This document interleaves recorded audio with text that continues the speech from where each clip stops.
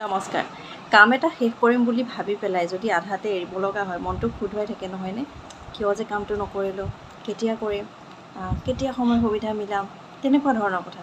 ঠিক তেনেদৰে মই চাৰ্লি চেপলিন এই যিখন গ্ৰন্থ, চাৰ্লি চেপলিন কথা আৰু ছবিৰ কাহিনী ভাবিছিলোঁ যে কমপ্লিট কৰিম আৰু কণ্টিনিউৱাছলি কৰিম, কিন্তু কিছুমান ব্যক্তিগত অসুবিধাৰ কাৰণে মই কণ্টিনিউ কৰিব পৰা নাছিলোঁ। মানে ল'ৰাৰ এক্সাম আছিলে, তাৰপিছত ল'ৰা ছোৱালী দুয়োটাৰে এডমিশ্যন হৈ গ'ল, আৰু এডমিশ্যন হৈ যোৱাৰ পিছত সিহঁতৰ পঢ়া শুনা, নতুন কিতাপ বহি কভাৰ লগোৱা, স্কুলৰ ৰুটিন ঠিক কৰা বা গোটেই যিখিনি এডজাষ্টমেণ্ট হয়, মোৰ নিজৰো কামখিনিতো আছেই বাৰু। গতিকে সেই গোটেই এডজাষ্টমেণ্টটোত মানে অলপ মেচআপ হৈ গ'লোঁ, হৈ পেলাই আনকণ্টিনিউ হৈ গ'ল মানে বস্তুটো। গতিকে এতিয়া ভাবিছোঁ পুনৰ ষ্টাৰ্ট কৰিম। কেতিয়াবা নোৱাৰিবও পাৰোঁ দিব, কণ্টিনিউৱাছলি মানে ডেইলি দিব নোৱাৰিব পাৰোঁ, কিন্তু মাজে মাজে ট্ৰাই কৰিম দিবলৈ, কিয়নো আপোনালোকে যথেষ্ট ভাল পাইছিলে এই কাহিনীটো শুনি চাৰ্লি চেপলিনৰ, আৰু সেইকাৰণে ভাবিছোঁ আকৌ কণ্টিনিউ কৰিম। আগৰ যিখিনি খণ্ড মই পাঠ কৰিছিলোঁ সেইখিনি আপোনালোকে শুনিছিলনে বাৰু, আৰু কেনেকুৱা লাগিছিলে সেইটো কমেণ্ট কৰিবচোন দেই। মই আজি মানে দ্য চেম্পিয়ন যিটো অধ্যায় পঢ়ি আছিলোঁ, য'ত মই মানে ৰখি গৈছিলোঁ, তো সেইখিনিৰ পৰা মই আকৌ ষ্টাৰ্ট কৰিম। যদি আপোনালোকে আগৰ খণ্ডকেইটা শুনা নাই, তেতিয়াহ'লে মই লিংকটো দি দিম তলত, আপোনালোকে লিংকত গৈ আগৰ খণ্ডকেইটা শুনি ল'ব, তেতিয়া পিছৰখিনি আপোনালোকে মানে ভালদৰে অনুধাৱন কৰিব পাৰিব। গতিকে যিখিনিৰ পৰা মই এৰিছিলোঁ তাৰ পৰা আকৌ ষ্টাৰ্ট কৰিম। আশা কৰোঁ আপোনালোকে আগৰ নিচিনাকৈ সহযোগিতা কৰি যাব। বিচাৰকৰ সুতীক্ষ্ণ দৃষ্টি ঘড়ী কাটাৰ ওপৰত নিবন্ধ। ছেকেণ্ডৰ কাটাই 12ৰ ঘৰ স্পৰ্শ কৰিলে কি নকৰিলে, বিচাৰকে হুইছেলত ফু দিলে। বছ, আৰম্ভ হৈ গ'ল যুঁজ। চাৰ্লি সুদক্ষ যোদ্ধাৰ ভংগীমাৰে তেওঁৰ প্ৰতিদ্বন্দ্বীৰ ওপৰত জঁপিয়াই পৰিল। তেওঁ ভালকৈ জানিছিল যে প্ৰথম কোবতে শত্ৰুক যদি ধাৰাশায়ী কৰা নাযায়, তেতিয়াহ'লে সেই কামটো পিছত হাচিল কৰা সম্ভৱ নহ'বগৈ। প্ৰতিদ্বন্দ্বীজনে হুইছেল বজা মাত্ৰকে চাৰ্লিক লক্ষ্য কৰি এটা প্ৰচণ্ড ঘোচা সোধালে। সুদক্ষ যোদ্ধাৰ দৰে চাৰ্লিয়েও ডিঙিটো হেলনীয়া কৰি আন এটা দিশলৈ গৈ আত্মৰক্ষা কৰিলে। এইবাৰ চাৰ্লিৰ পাল। তেওঁ প্ৰচণ্ড বিক্ৰমেৰে প্ৰতিদ্বন্দ্বী যুৱকজনক সজোৰে আঘাত কৰিলে। গ্লভছৰ তলত যি লোহাৰ নালটো আছিল, সি তাৰ কাম ভালদৰে কৰিলে। প্ৰতিদ্বন্দ্বীজন চকু মুখ বিকৃত কৰি মাটিত বাগৰি পৰিল। ওঠ ফাটি তেজ ওলাবলৈ ধৰিলে। চেম্পিয়নে কোনোমতে নিজক চম্ভালিলে, অৰ্থাৎ চাৰ্লিয়ে আকৌ এবাৰ বিৰোধীৰ নাকৰ পোনে পোনে এটা ঘোচা মাৰিলে। চাৰ্লিয়ে নাক ফাটি হৰহৰাই তেজ ওলাবলৈ ধৰিলে, অৰ্থাৎ প্ৰতিদ্বন্দ্বীজনৰ নাক ফাটি তেজ ওলাবলৈ ধৰিলে। প্ৰতিদ্বন্দ্বী যুৱকজনে মাটিত পৰি ধৰফৰাবলৈ ধৰিলে। গোটেই শৰীৰ তেজেৰে লুতুৰি পুতুৰি হৈ পৰিল। চেম্পিয়নৰ যে কি দুৰ্দশা! পিছ মুহূৰ্ততে চাৰ্লিয়ে তাৰ উদ্দেশ্যে আৰু এটা ঘোচা মাৰিলে। বছ, বেচেৰা একেবাৰে ধূলিসাৎ। চাৰ্লিৰ কপাল ফুলিল। ঘোঁৰাৰ নালৰ কৃপাত তেওঁ একেবাৰে গল্ডেন বছ হৈ পৰিল। আকৌ এবাৰ আৰম্ভ হ'ল যুঁজ। এইবাৰ চেম্পিয়নৰ যুঁজ। যুঁজৰ বাবে নিৰ্বাচিত হ'ল চাৰ্লি। কিন্তু কথাটোৱে চাৰ্লিৰ মনত বৰ এটা সুখ দিব নোৱাৰিলে, কিয়নো তেওঁৰ মনত ভয় সোমাল যে এইবোৰৰ যাত্ৰাত হয়তো তেওঁ ৰেহাই নাপাব। অৰ্থাৎ আগৰবাৰতো তেওঁ ঘোঁৰাৰ নালটো ব্যৱহাৰ কৰিলে, কিন্তু এইবাৰৰ যাত্ৰাত হয়তো ইমানখিনি ভাগ্যই তেওঁক সহায় নকৰিবও পাৰে, সাথ নিদিবও পাৰে। চেম্পিয়নৰ যুঁজত ঘোঁৰাৰ নালে হয়তো ৰক্ষা কৱচৰ কাম নিদিবও পাৰে। তেওঁ বুজি পালে যে চেম্পিয়নশ্বিপৰ যুঁজত ঘোঁৰাৰ নালটো গ্লভছৰ তলত লুকুৱাই ৰাখিব পৰা নাযাব। অদৃষ্টক ভৰসা কৰি চাৰ্লি চেম্পিয়নশ্বিপৰ যুঁজত অৱতীৰ্ণ হ'ল, আৰু উপস্থিত বুদ্ধিৰ জোৰত তেওঁ শেষ পৰ্যন্ত চতুৰ্থ ৰাউণ্ডলৈকৈ আগুৱাই গ'ল।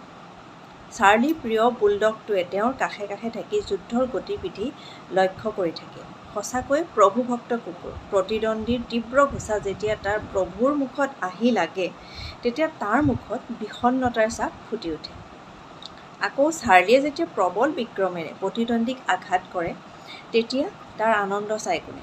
আনন্দত আত্মহাৰা হৈ সি ঘনে ঘনে নেজ জোকাৰি থাকে আৰু বাৰে বাৰে ডিঙি ঘূৰাই চাৰিওফালে চাবলৈ ধৰে। যুঁজ এটা সময়ত পুৰাদমে জমি উঠিল। প্ৰতিদ্বন্দ্বীদ্বয়ৰ এজনো কম নহয়। এবাৰ চাৰ্লিয়ে প্ৰতিদ্বন্দ্বীক আঘাত কৰিলে। পিছ মুহূৰ্ততে প্ৰতিদ্বন্দ্বীৰ ঘোচা আহি পৰে তেওঁৰ নাক, মুখ আৰু ডিঙিত। এনেদৰে কিছু সময় চলাৰ পিছত চাৰ্লিৰ ভাগ্য বিপৰ্যয় ঘটিল। হঠাৎ প্ৰতিদ্বন্দ্বীৰ এটা প্ৰচণ্ড ঘোচা আহি পৰিল তেওঁ ঠিক থুতৰিত। সোঁফালৰ এটা দাঁত উফৰি পৰিল আৰু মুখেৰে হুলুকা হুলুকে তেজ ওলাবলৈ ধৰিলে। লগে লগে চাৰ্লি মুখ ঠেকেচা খাই পৰি যায়। তাকে দেখি চাৰ্লিৰ কুকুৰটো অস্বাভাৱিকভাৱে চঞ্চল হৈ উঠে। উদ্ভ্ৰান্তৰ দৰে সি লম্ফজম্ফ কৰিবলৈ ধৰিলে। কেইবাৰমান বক্সিং ৰিঙৰ বাহিৰলৈ গৈ সি এপাকক জঁপিয়াই ৰিঙৰ ভিতৰলৈ সোমাই আহিল। চাৰ্লি মুখৰ ওচৰলৈ মুখখন নি সি ঘেউ ঘেউকৈ সমবেদনা প্ৰকাশ কৰিবলৈ ধৰিলে। চাৰ্লিৰ গেঞ্জিত কামুৰি ধৰি সি তেওঁক বহুৱাবলৈ চেষ্টা কৰিলে। যন্ত্ৰণাত কাতৰ হৈ চাৰ্লি কোনোমতে উঠি বহে। তেতিয়াও তেওঁৰ মুখেৰে তেজ ওলায়েই আছিল।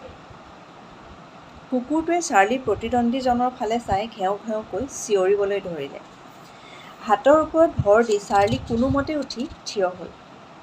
তেওঁ বাওঁ হাতৰ তলুৱাৰে নিজৰ মুখৰ তেজ মচি ল'লে। চাৰ্লিৰ প্ৰতিদ্বন্দ্বীজনে বুজি পালে যে চাৰ্লি প্ৰতি আক্ৰমণৰ কাৰণে সাজু হৈছে আৰু নিজক মানসিকভাৱে প্ৰস্তুত কৰি তুলিছে।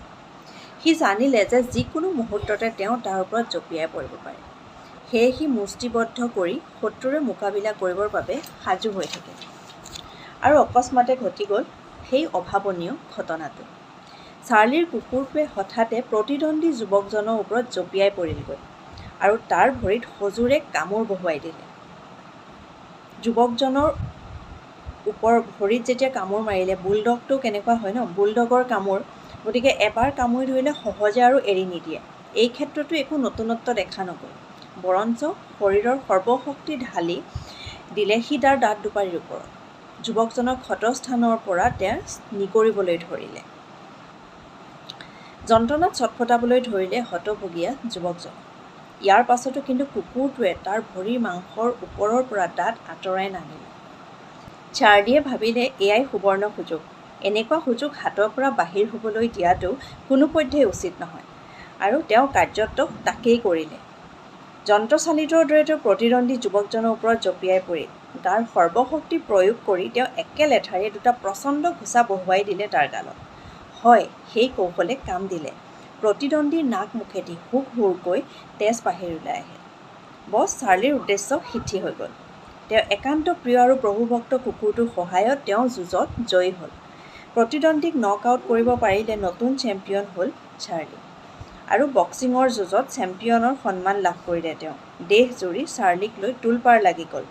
ইয়াৰ পিছত আৰু ৰাজভিক্ষাৰী চাৰ্লিয়ে পেটৰ ভাতৰ বাবে ঘৰে ঘৰে হাত পাতিব লগা নহ'ল। আজি চাৰ্লি দেশবাসীৰ ওচৰত বিশেষভাৱে আদৰণীয়। সকলোৰে মুখে মুখে তেওঁৰ নাম। তেওঁৰ লগতে তেওঁ প্ৰিয় বুলডগটোৰো কপাল ফুলিল। আজি আৰু সি আনে পেলাই দিয়া খাদ্য খাই জীৱন ধাৰণ কৰিব নালাগে। ধনী ব্যক্তিৰ বাবে পৰিৱেশিত হোৱা খাদ্যই তাৰ বাবে পৰিৱেশিত হ'ব। চাৰ্লিয়ে সপোনতো ভবা নাছিল যে নিজৰ আৰু কুকুৰটোৰ ভাগ্যৰ চকৰি এনেদৰেই ঘূৰিব। আজি চাৰ্লি চেম্পিয়ন, দেশৰ সৰ্বশ্ৰেষ্ঠ মুষ্টিযোদ্ধা চাৰ্লি চেম্পিয়ন। এইখিনিতে শেষ হৈছে দ্য চাৰ্লি চেপলিনৰ দ্য চেম্পিয়ন নামৰ যি অধ্যায়টো মই পঢ়ি আছিলোঁ, সেই অধ্যায়টো কমপ্লিট হৈছে। ইয়াৰ পিছৰ অধ্যায় হৈছে দ্য ট্ৰাম্প। এইখন হৈছে চাৰ্লিৰ দ্বাৰা অভিনীত আটাইতকৈ জনপ্ৰিয় ছবি বুলি কোৱা যায়, সৰ্বশ্ৰেষ্ঠ ছবি বুলি বিবেচনা কৰা হয়। গতিকে নেক্সট মই এই অধ্যায়টো আপোনালোকক মই পঢ়ি শুনাম আৰু এই যিখন ছবি, এইখনৰ বিষয়ে আপোনালোকে এই নেক্সট ভিডিঅ'ত গম পাব আৰু গোটেইখিনি জানিব পাৰিব। এনেকৈ মোক সহযোগিতা কৰি থাকিব, আগলৈও আপোনালোকক লগ পাই থাকিম। Bye bye.